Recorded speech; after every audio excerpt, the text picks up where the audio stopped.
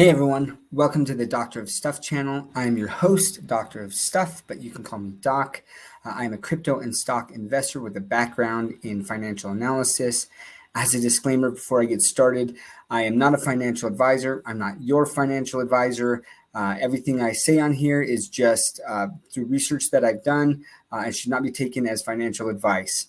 Okay, and also before we get started, I would love it if you could smash, push, crush, or gently caress the like, subscribe, and all notifications button to help me grow my channel and get this information out to a wider audience. Okay, so avoiding crypto scams or common crypto scams is what I'm going to talk about today. And then near the end of the video, I'm going to talk about ways to protect yourself from these scams. So first of all, understanding what the scams are, and then going through the ways to protect yourself from that. So the first thing that I want to get into and is so important is one of the first things that people do when they get into crypto, really into crypto, is they download a hot wallet, a non-custodial wallet. So first they'll do a centralized exchange wallet like a Coinbase, a Binance, or something like that on a centralized exchange, and those have their own wallets. Those are called custodial wallets because those companies actually hold the private keys to those wallets, right? But then when you want to get a little bit more decentralized, you're going to download what's called a non-custodial wallet, like a MetaMask or a Trust wallet. When you do that, you generate this wallet, you create a wallet, you're going to be given a seed phrase. That seed phrase is typically 12 to 24 words, random words. They are in a specific order. And the reason you need that, those are your private keys, basically. And if you were to lose the computer on which you have installed your MetaMask there and created this wallet, you could get a new computer and you could enter in that seed phrase. So re-download the extension and you can basically export your wallet that was on that other computer to the new computer with those private keys, which are accessed through the seed phrase. What this means is if you give someone your seed phrase, you are giving them the keys to be able to open and access and do whatever they want with that crypto wallet. That is very important to understand. The other thing to understand is you should never, ever, for any reason, give out those private keys or that seed phrase unless it's to someone you completely trust. What I mean by that is, again, the example I give is your seed phrase is basically like the keys to your home. If you give the keys to your home to a bad actor, they can open up that door and walk in and take anything and everything. So whoever you give that seed phrase to, you got to trust them not to steal from you because they have complete access, if they choose to, into that crypto wallet. So one of the things that scammers will try to do is social engineer people into giving away the seed phrase. For example, you could get an email from what looks like MetaMask, right? So let's say you've downloaded the wallet on MetaMask and randomly you get this email from quote unquote MetaMask saying, hey, there's been an issue. Your wallet's been compromised. Please click on this link, re-enter your seed phrase so that we can re-encrypt your wallet or we can do something to take care of it, right? So again, it's to try to catch people off guard, like, oh, MetaMask is contacting me. Oh, they need this seed phrase. Something's happened. Let me do this. There is no reason anyone should ever ask you or you should give your seed phrase out unless you are under the understanding that by doing so, you are purposely allowing them access to all of the holdings within your crypto wallet. Okay, now that we got that through, right, just understanding kind of like seed phrases and how important those seed phrases are, let's get into some of the common crypto scams that people fall into. And the first one I want to go into is via Discord. So I'm going to pull up an example here of one of the ways that scammers will try to get to you is they will send you a private message. Now, this example that I'm giving here, what happened is there was a project that I was following. They have their own Discord channel. It's called Crypto Walkers. It's a project I'm still invested in and actually really excited about. They've been on for about a year. If you look here, their first mint was around, it was December 6th. And this is important, the date. December 6th, 2021 was their actual mint. So on 11/29, I get this direct message from what is now deleted user 96BE whatever. But at the time, this looked like it was coming from a mod from Crypto Walker's Discord, right? They had the same name.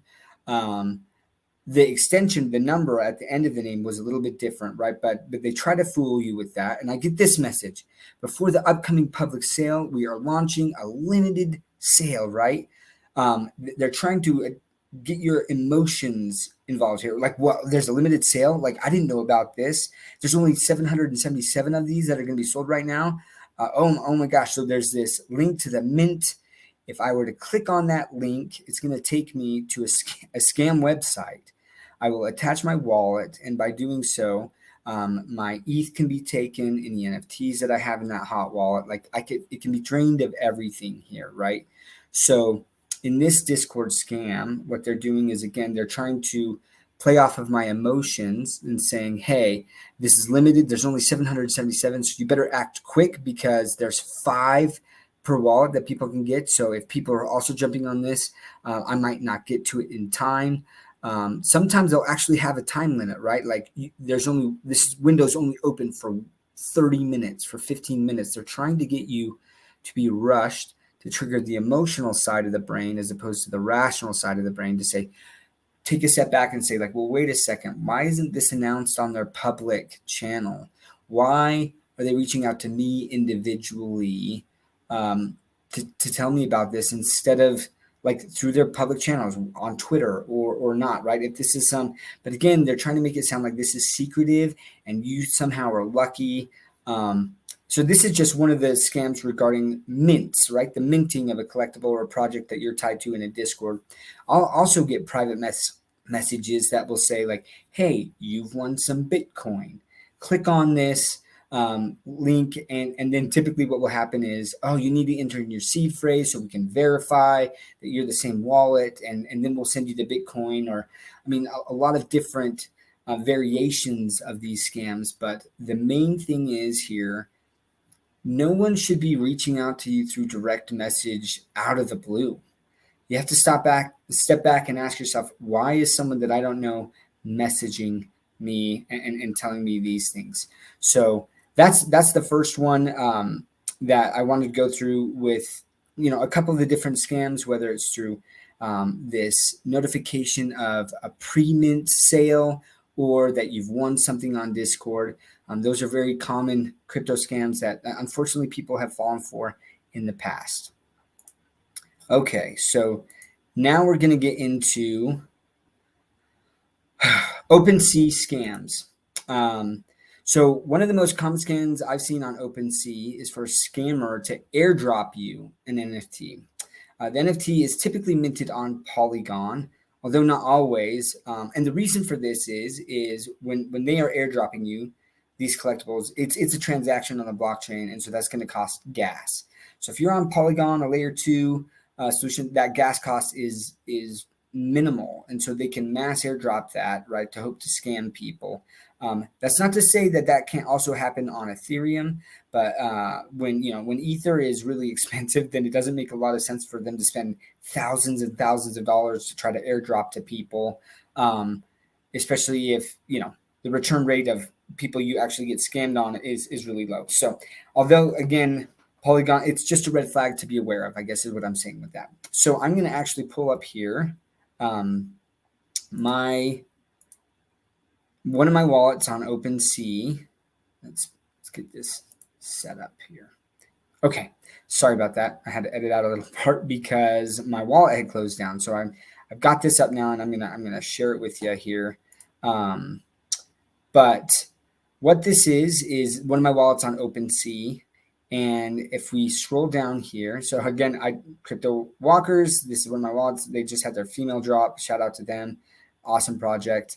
But we see these 3, the 13th, the Golden Orchard of Iris collectibles. So actually, these were airdropped to me probably like a week ago. And the funny thing is they had a different name and they had a different a picture on them.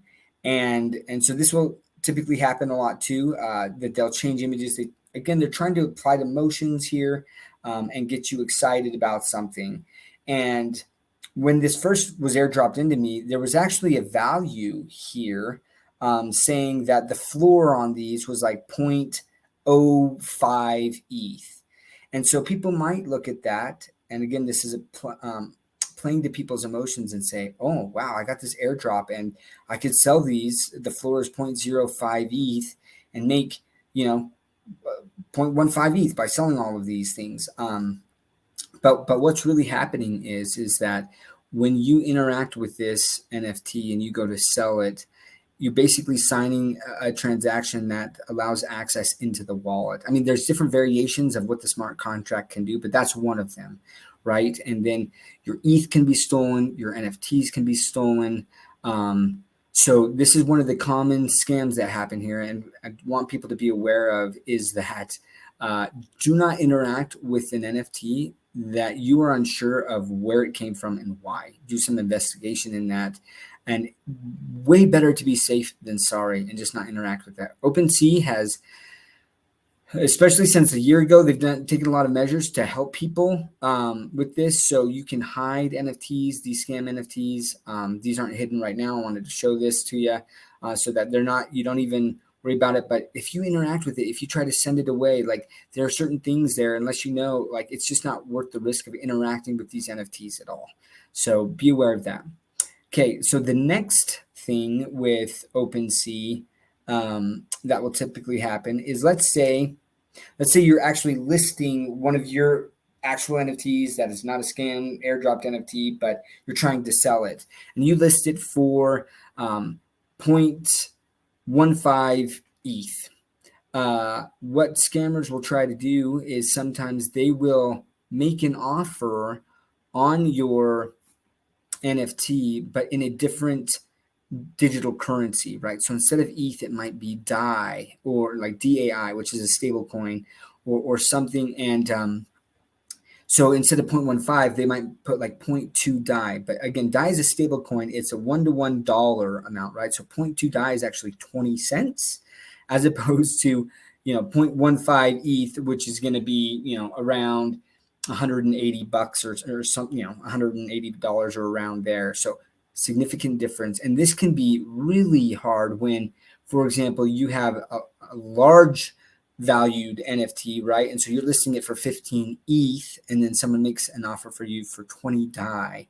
Again, OpenSea has been better in the past. It was kind of hard to differentiate because each cryptocurrency has its own symbol, right? And so they would try to make the offer like a USDT offer or something, make it look as close to whatever cryptocurrency you were actually requesting it be listed at. And if people weren't paying attention, they could click on that as accept the offer and be all excited. Hey, I listed my thing for 15 ETH and I got 20 ETH, and then realized that it was 20 DAI or 20 USDT or something significantly different from what they were expecting. So that's another one of the scams on OpenSea to be aware of.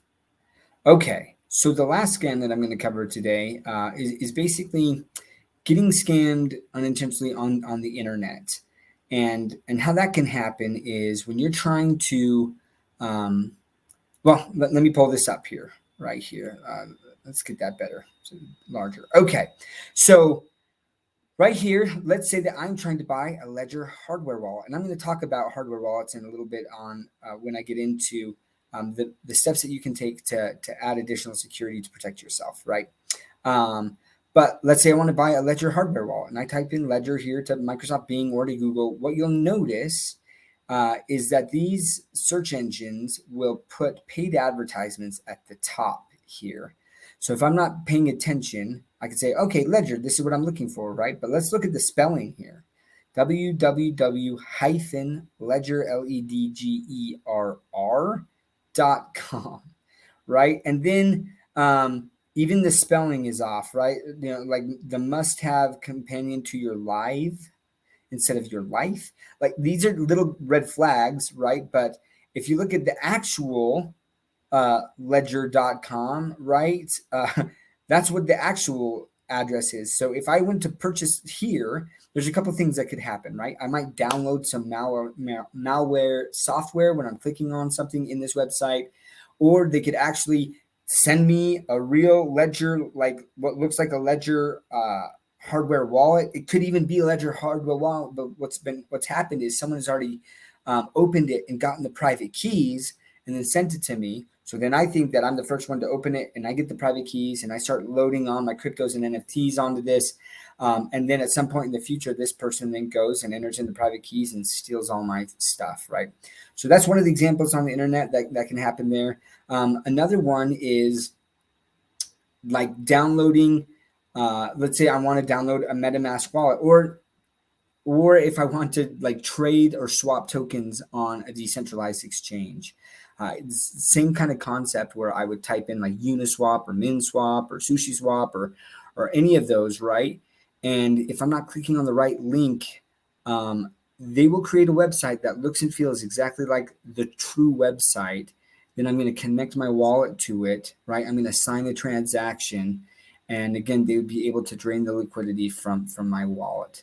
So those are a few of the examples from Discord, from OpenSea, and just from the internet in general of common crypto scams, like people who have been scammed in the past through these methods that everyone should be aware of. So the next question is, well, what steps can I take? Yes, like I have this information now, I know it, so that's great that I'm aware of these scams. But are there any other steps that I can take to also, like additional steps I can take to protect myself even more?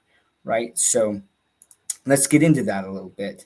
For Discord, the examples I gave was people direct messaging you, right?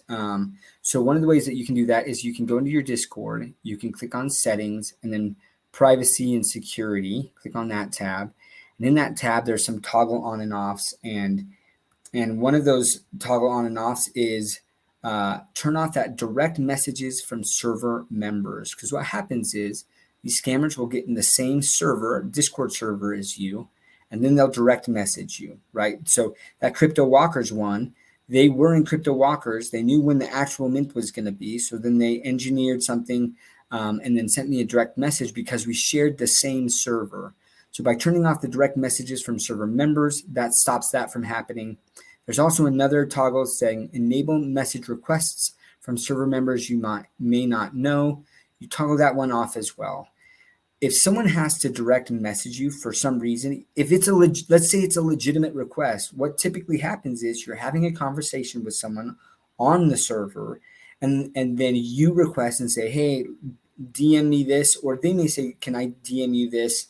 Then if you want, you can add them as a friend, and then that will allow access for them to send you messages. Or if you don't want to add them as a friend, but you still want the direct message, you can then return on that toggle for a limited amount of time to allow that to go through. But then again, just be aware that we do not know who's on the other end of that chat, right? So they could talk you up, they can do all these things, but they could still be a scammer at the end of the day. So just be very, very aware of that if that's something you do. But that's one of the ways that you can help protect yourself from getting those scam messages and unintentionally clicking on something that you shouldn't. With OpenSea, so one of the best form of protections, and this is where I was going to get back into that Ledger hardware wallet. So your MetaMask is what's called that hot wallet. It's connected to the internet. Your hardware wallet, this Ledger, one of the great things is that the seed phrase that it gives you is completely offline, right? So there is still risk with any hot wallet, one that's connected to the internet, that your seed phrase could get compromised. Whereas if you have a hardware wallet, the only one who ever sees that should be you when you're writing it down and putting that in a safe place. And just as an FYI, what I have done, right, is I have written down that seed phrase, and I've done it a couple times and spread that out in different areas, not like just in, like not in my house, right? Like places where I know where they are, and my wife knows where they are if she needs to. But anyways, keeping that in different locations so that, again, if for whatever reason I need to, I can access that and reestablish that wallet on a different computer. But the hardware wallet, that's so important because it does a couple things. You can send your tokens or your NFTs to that hardware wallet so that it is not connected to the hot wallet. So if for whatever reason you sign one of those transactions unintentionally, they are not able to go through your hot wallet into that cold wallet and steal what's on the cold wallet. On top of that, to perform any transaction with proceeds in your cold wallet, you have to do 2 steps. And that's so important too, because sometimes you might not be thinking and you sign something and then you're like, wait, I didn't read what I was signing. I didn't understand. With a hardware wallet, you have to do that second step. So it's just a little bit extra layer of time and security to hopefully help you to make sure you are very aware of the transaction you're signing or the action that you're taking. Finally, on the internet, what I will do is once I've done the research, so let's say what I always have done when I'm doing a decentralized exchange token swap is I will go to CoinGecko or CoinMarketCap. I will find the token that I'm looking for, and there will be a link on that says trade now, right? You can also go on Twitter to the verified page of CoinGecko or whatever account and check the link there and check to see if those same addresses match, right? So do some homework on that and research before you actually do any sort of transaction on there. Once I've validated that this is the legitimate website, I will bookmark that website so that it is there. And so anytime I need to trade on Uniswap or SushiSwap or any of those things, I have that bookmarked so I don't have to worry about it. So those are some of the ways, additional steps that you can do to protect yourself from that. Hopefully this video was informational and helpful to everyone. If you have questions or need clarification on something, please feel free to put some comments down below and I will respond to them. And please don't forget to like, subscribe, turn on all the notifications, the all notifications bell to help me grow the channel. You can also follow me at Doctor of Stuff on Twitter. It is spelled the exact same way as it is on the channel here, DROFSTUFF. And yep, hit me up there if you guys have any questions as well. So thanks again for watching. Take care.